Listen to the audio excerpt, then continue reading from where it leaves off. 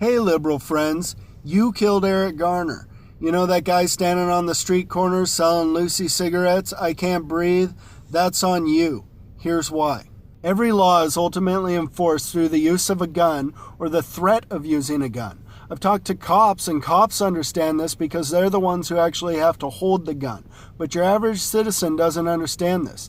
Think about it. What good is even a judge's ruling without a cop standing there willing to use violence to enforce that ruling? Let me give you another example, one that you've heard me say before, and you'll probably hear me say it again. What if I'm driving down the road safely doing 65 in a 55-mile-an-hour zone, and I think to myself, well, I should slow down. Why? Because if I don't slow down, I might get a ticket. Okay, well, maybe I just wouldn't pay the ticket. Okay, well, then you'd go to jail. Okay, well, what if I just decided that I didn't want to go to jail? Ultimately, it's a cop's willingness to use violence against me to force me to go to jail that causes me to decide to slow down. I'm going to put it to you one final way. Every single cop knows that when they respond to an incident, even if it's a harmless seeming incident, they have to respond to that situation as if it's a potentially lethal situation. Why? Because it is. Because society has given these people permission to use violence if necessary in order to enforce the laws. Every law is a loaded gun. Now, I'm not making a value judgment here.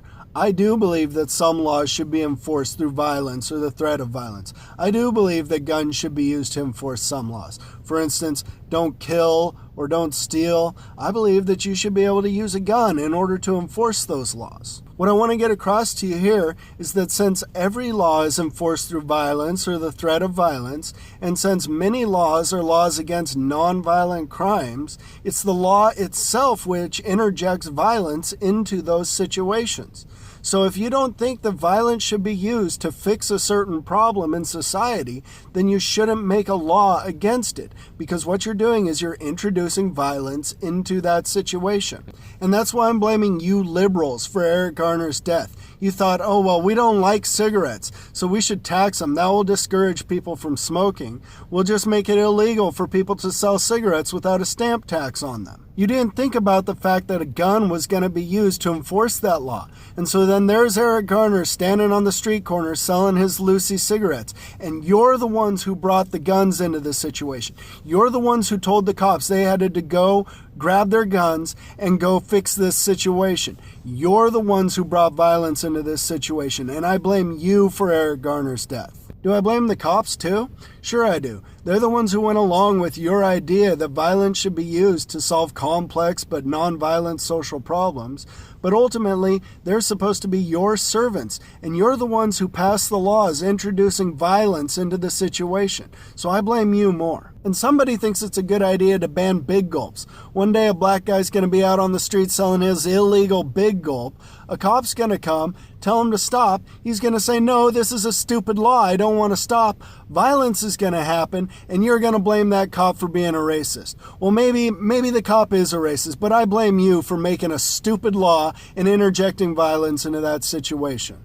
Let me bring this up to date. You want to know why I'm against the government funding Planned Parenthood? It's the same reason why I'm against the government funding anything. Because that's a law, and laws are enforced through the threat of violence. If somebody doesn't want to pay their taxes to fund Planned Parenthood, then they'll be forced to go to jail. And if they resist going to jail, then they'll get shot.